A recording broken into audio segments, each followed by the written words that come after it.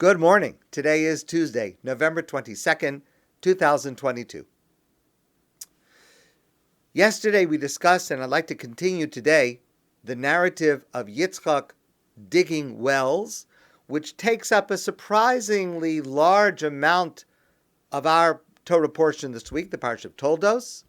It is, in fact, the largest passage of Yitzchak in action, as opposed to being acted upon. And I'd like to share with you today an insight of Rabbi Menachem Mendel Schneerson, of blessed memory, the previous Lubavitcher Rebbe. It is on the level of symbolism and metaphor, and it is very profound and true.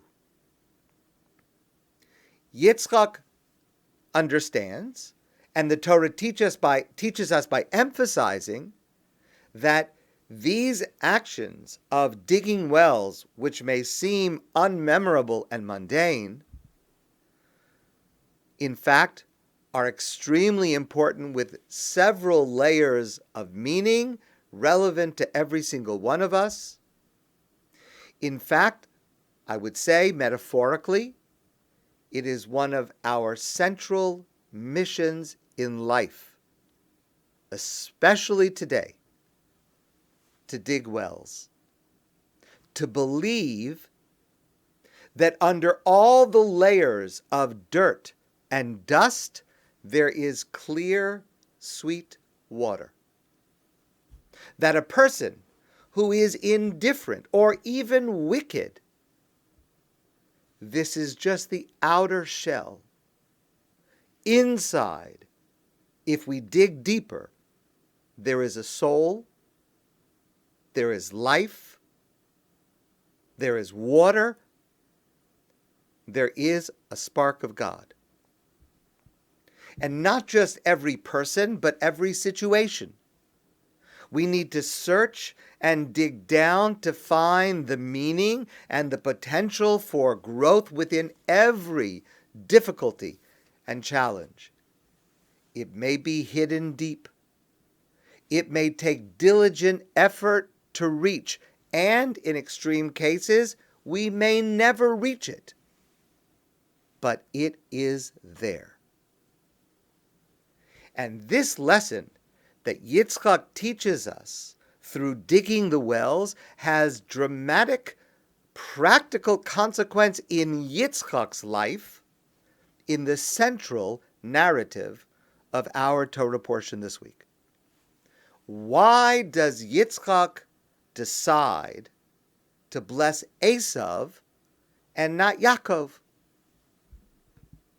Yes, Esav is the firstborn, but isn't it clear to Yitzchak, just as it is clear to Rivka, and it's certainly clear to us, that Yaakov should receive the blessing? So please hear this carefully. Yitzchak is not a fool. Yitzchak knows Esav's character. He knows Yaakov is more refined, more spiritual, but please listen to the insight of the Or HaChaim HaKadosh, Reb Chaim ben Attar. The Or HaChaim HaKadosh writes that Yitzchak's insight and judgment was very deep and precise and accurate.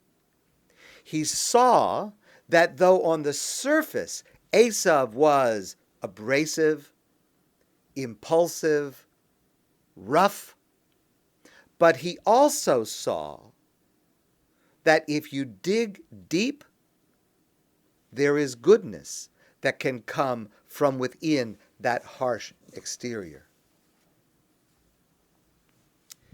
In the blessing that is given to Yaakov in our portion and not given to Esav, we focus often on the deceit of Yaakov in receiving that blessing.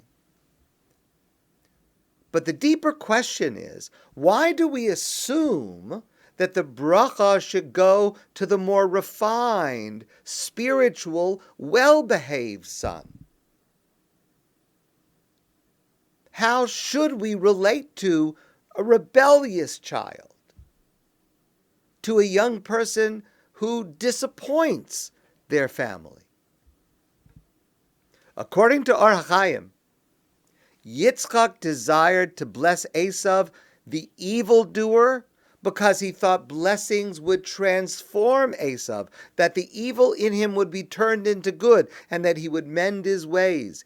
It hurts the righteous when their children do evil. And so Yitzchak did all he could for Esav to improve, to bring about the possibility of change. To which Sivan Rahav Meir adds, notice the words possibility of change.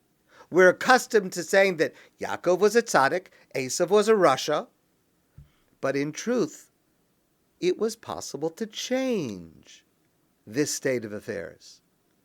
We need to learn from Yitzchak, who believed that even Esav had the capacity to change with the proper attitude, with blessings, with prayers, by drawing them close with love. It is always possible for change to occur.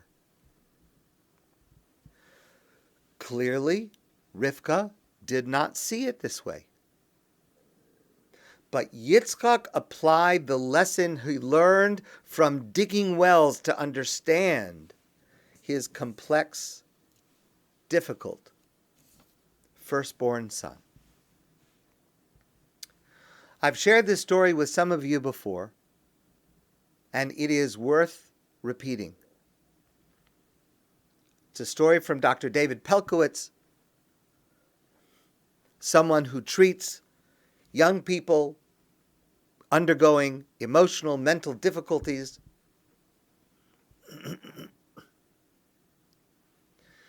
Dr. Pelcovitz says that there was once a man who came to see him, and the man said, "My son needs to be in therapy." He's 16 years old. He's from a religious family. And his father says he needs to be in therapy. So Dr. Pelcovitz asked the father, why? Why does your son need to be in therapy? So he says he's been thrown out of 12 schools. He doesn't listen. He has no respect. Okay. So the young man comes to an appointment with Dr. Pelcovitz, and they talk.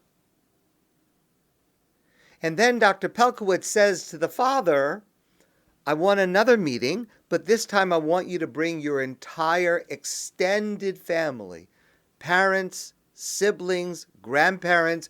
We need the whole group here to address this.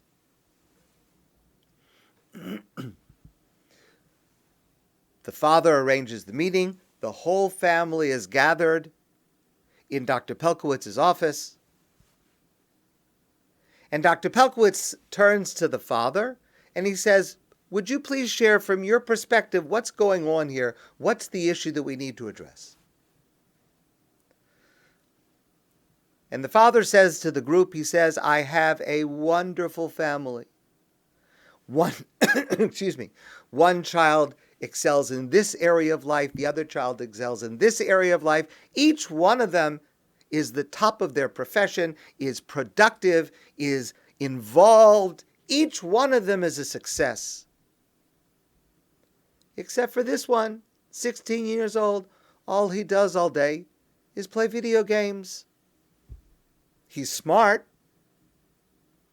but he's wasting his life. That's the problem.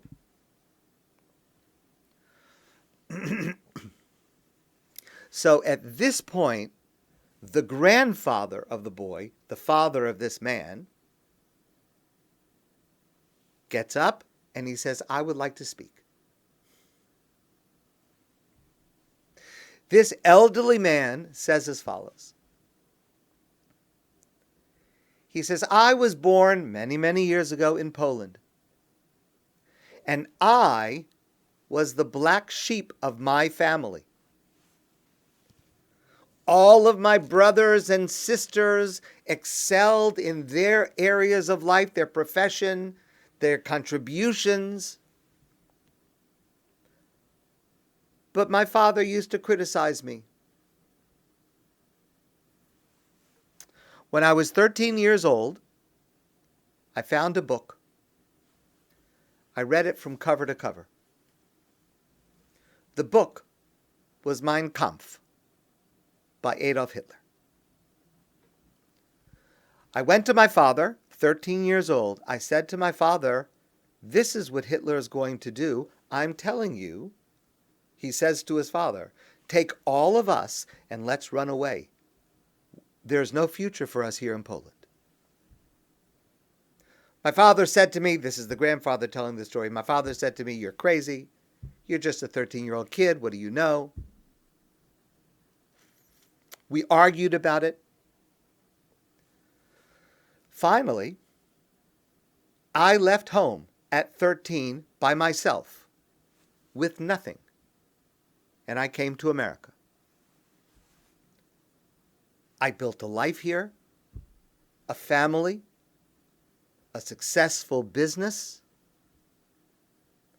and every single member of my family was murdered in the Holocaust. I'm the only remaining member of my family.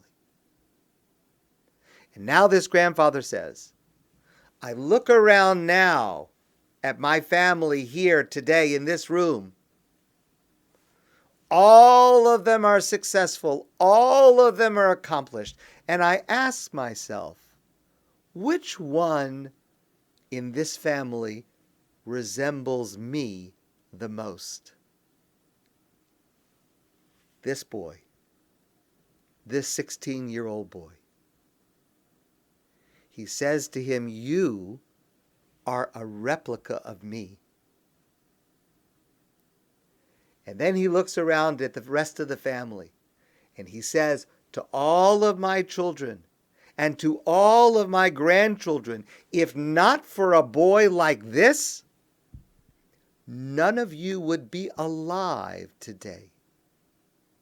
None of you would have accomplished anything that you have accomplished. Don't ever denigrate a boy like this. It is to a child like this boy that you owe your entire existence. This is what Yitzchak saw in Esav, and why, according to Yitzchak, Esav deserved, needed this blessing. And may we all merit to have and to be a parent who digs deeply to see the best in us, to see beneath the surface the goodness of which we are capable and the blessing we truly deserve. My friends, I want to wish you a great day, and I look forward to seeing you soon in person.